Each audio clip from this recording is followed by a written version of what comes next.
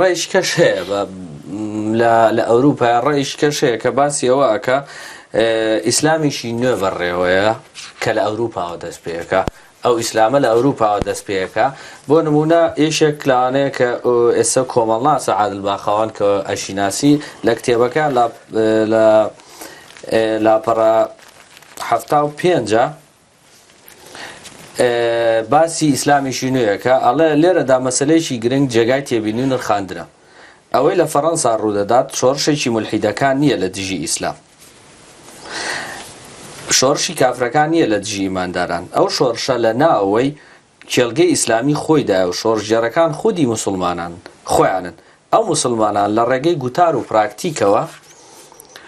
سەرگەرمی بیناکردنی مۆدێلێکی دیکەن لە ئیسلام مۆدێلە کە ڕەنگە لە داهاتوودا مەکە و مەدینە ناچار بکا بە قبولکردنی گەرجاری پێشوو لە عەرەبی سعودی ئیسلامی بیناکرابێ ئەم جارە لە وڵاتی ڕۆشنگەریدا بینا دەکرێت ئەوەسی لە ئەوروپا پێم وایە مەخەونێکی زۆر لە حوشتریەکەش دوورترە یەکەمەم ئیسلامی کە ئەو ئەوێ ئەمە ئیسلامی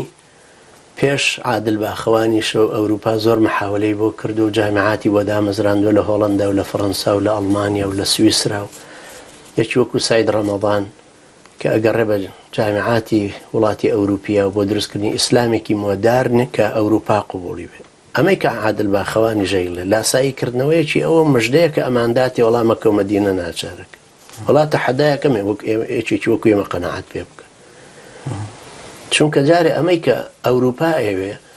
ئەڵێ کورت و مختصر ئیسلامێکمانەوێ ئەم سیستەما قبوڵکە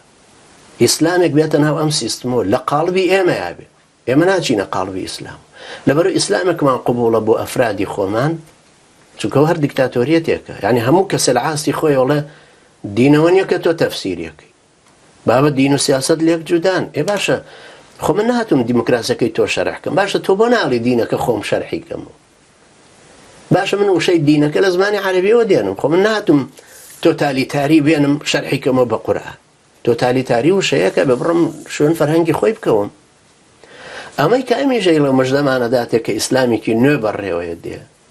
بەخوا لە فەڕەنسا شانایی بینێ خۆی چونکە ئیسلامێک نییە مەقبول بێ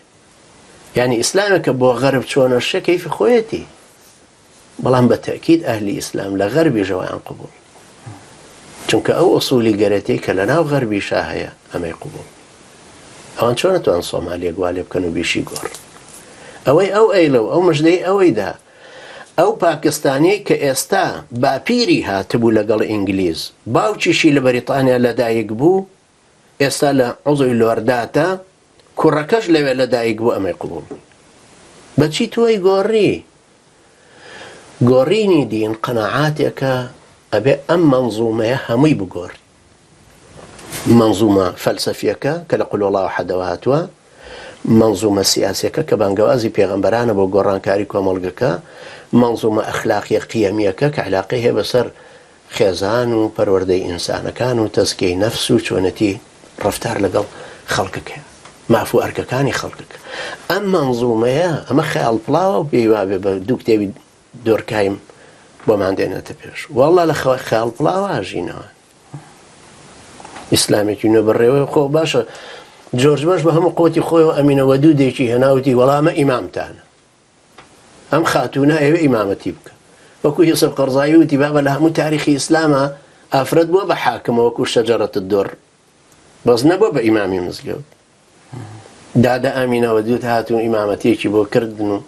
لە دوایەوە کوڕ و کچپێکەوە سافرە و محەجەبە وەکو یەک و هەموو کاوبۆی لە پیاوی لە کەنیسەیەکیش لەبەرەوەی هیچ نییە مەشروعێکی مردووە